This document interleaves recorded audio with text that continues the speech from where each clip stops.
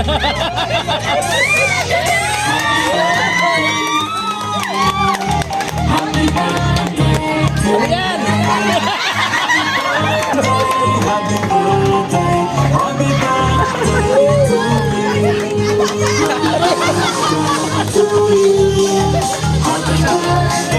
yan?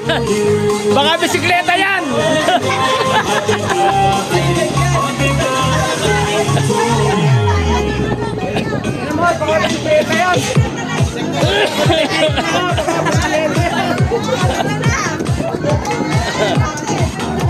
Nagpakulugit.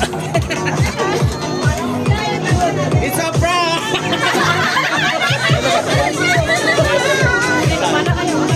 O tara, check mo kung totoo yan! Check mo yan! O tara, tara!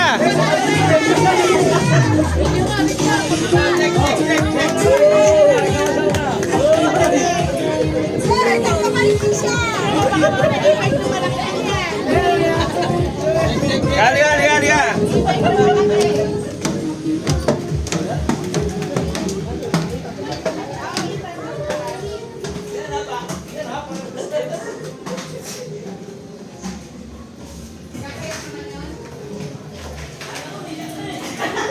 Di ba naumiyak? Ano ba yan? Di ba umiyak? Ayaw nga ako pansinin.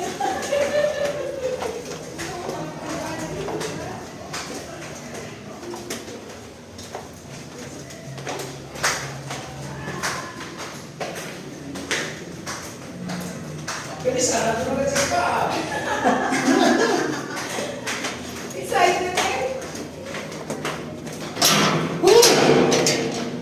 Ayan na.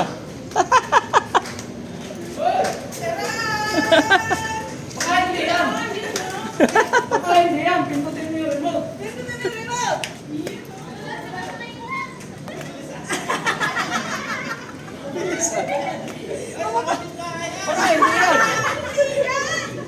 Inupuan mo kagad, hindi sa'yo yan.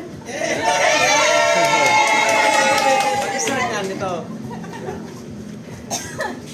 Pinindot mo na yung remote. Bababa mo lang ito dito. Nag-ano na siya. Pag nag-zero na siya, ipigay mo lang ito. Naiyak na si Tito. Walang iyakan. Hindi mo mapapaandar yan pagka... Pinaintindihan mo yan.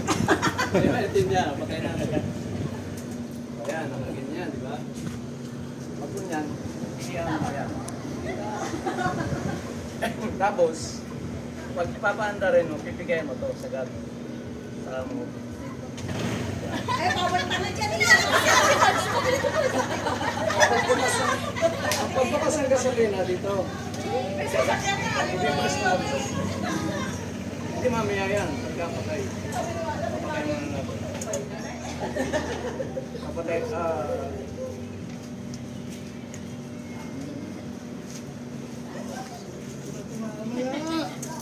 igaganyan mo lang dito, ayan.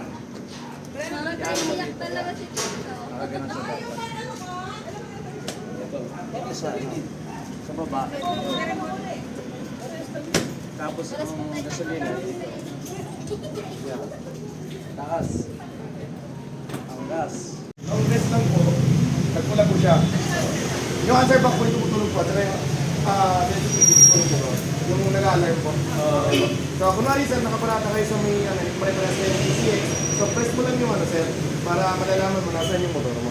So, hold and press lang din sir, naka-off, deactivated po siya. Ito rin po yung sa may, sa receiver. Parang off itong isa. Yung sa receiver, yung mismong receiver po, ito po, kahit po ito, nakapula, gagana po yung motor. Kaso wala siyang answer back po. So yung tutunog po, wala po siya na deactivated. Basta nakapula po yung sa may, sa may remote natin. So tulad yan sir, lumapit ako sa motor, ito po, press ko, hindi po siya gagana. Okay po. So naka-deactivated po siya. Kasi, so, gusto mo i-activate sir, hold and press lang po, mag-green po siya. So activated na po siya. Opo. So press mo lang doon sa knob, gagana na po siya. Okay, sir. Parang ito lang. Ito naman po yung sa on off lang po nung motor. Okay po. Sa knob. Tapos ito naman po sa answer box. So kunwari po yan, long press lang po, then press pare-parehas kayo, PCX. So, press mo lang, malalaman mo na saan yung ano. Yun po yung answer back, yung tumutunog po yung motor. Okay po. So, sa remote sir, di mo kailangan naman na laging on-off kada kayo bababa sa motor. So, 1 kilometer away po dun sa unit, hindi po siya manonotice agad ng receiver po. So, kunwari sir, bumaba kayo, hindi nyo po na-off yung remote. So, lumayo lang po kayo ngayon kahit ano pong pindot po doon sa motor, hindi po mapipress. 1 kilometer away po doon sa unit, ha? Okay po. So, kung kunwari, gusto mo naman siyang para safety, i-hold and press nyo po siya para mag-deactivate po. Activate niya. Po, pag nagpula po, deactivate siya. Ngayon, kahit anong lapit nyo po, pag nagpula po siya, hindi po mapipress yung lock. Okay, sir. Ngayon, sir, yung sa, ano mga po, sa remote, yung sa, ano po natin, yung sa knob po, every time po naka-activate siya, lagi po kayo magpe-press ng knob. So, basta naka-green po siya, lapit po kayo, tapos press po ito. Okay, hindi po nyo may, ano yan, kung hindi nyo mapipress, hindi nyo po na-twist yung knob. Okay, sir. Kailangan po, umilaw yan, tapos yung sa may receiver po. So, press ko lang po. Okay, umilaw na po, umilaw po siya, doon nyo po may twist yung knob. So, sa knob natin, sir, meron po siyang off, sit, tapos on. So, unlock naman po, i-hit nyo lang po, tapos press nyo po, tapos twist po. Yan, unlock na. Nakalock po yung manulola. Okay, sir. Unlock, sir, press mo lang ulit, tapos press, Pero tapos kailangan twist. i-activate muna dito. Basta naka-green po siya. Kapag naka-green Opo. na. So, ayan, sir. Pag naka-green niya, pwede yan. I-unlock Yan, ilak po, yan. Tapos, Tapos, press lang po, ayan, naka-continuous po umiilaw, press lang po, tapos twist. Okay. Ayan, sir. Nag-off po siya, hindi nyo siya mati-twist, sir. Na hindi nyo po ipe-press yung knob. Okay po. Tulad niyan, sir, press mo ulit. Okay. Mati-twist mo na yung knob. Okay po. Off, sir, seat, mabubuksan nyo po yung upuan at saka yung fuel cap po. dyan o. Apo, diyan naman po yung mabubuksan. Basta nakatulog po yung... Saan ang gas ito? Sa gas po ito po, sa harap po. Saan yung seat? Yan ang Ito po. Basta po ito, yung araw na ito, dito po sa may seat. So, apo, pagka nakatulog po siya, mabubuksan niyo po yung seat at saka yung fuel. Okay po. So, yan po, nag-lock po uli siya ngayon, hindi niyo po siya mapipilit yung lock. Ito ang fuel. Apo, yun po yung fuel. So, Okay. nag-off uli siya, sir, press lang uli kayo para diretso niyo. Okay. Yan ang start Yan na. pong, ano, ngayon po sa pag-start naman po, sa pag-start sir, hayaan nyo muna mawala yung animation, nag-share yung panel, tsaka kayo mag-start.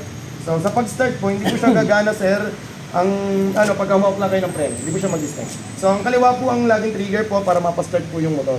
So press lang po kayo sa kaliwa lagi sir, tapos press nyo po, gagana po. Okay. Okay po. So yung sa ano naman natin sir, hindi siya gagana pagka naka-side stand po. Okay po. Mamamatay po yung makina, yan tulad po, ibababa ko. Side stand. Opo, tapos hawak ang preno sir, kahit ano po, hindi siya gagana. Kailangan nakataas po yung side stand para po gumana. Okay. Sa pag-press po nito sir, ano, kailangan nakabiin po kayo ha, hindi po pwedeng ganyan lang. Kailangan po nakabiin para mag-start po. Okay sir, try nyo po. Try mo sir. Yan, tapos nawala yung animation, start po kayo. Hawak kayo ang preno. Tingnan mo sir, diin pa. Start. Okay sir. Yes. Pero hindi siya mag-start sir, pag ito yung kanan po, ito po talaga yung trigger niya. Okay po, gusto mo yung left. Apo. Sa ibang motor po, sa mga ano po, sa mga Yamaha po, kaliwa kanan, gana po siya.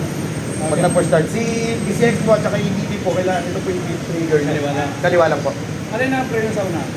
Ito po, sa kanan po. Ito, kaliwa. Sa likod. Sa likod po. Sa likod. Apo. ABS to? Okay po. Oo, lagi ang gagawin. Sa scooter po, ano po, nasa harap po yung ano. Kasi nasa fuel eh. So, Okay, pagpersa ng preno dito, lagi ito na. Tapos, ano ang ito? Kasi pag ito yung Pares po, pares po. Pares preno yan. Pero ang unahin, Yung likod lagi po. Wala Dito, dito kayo sa harap. pagkababa ang pang. Pero,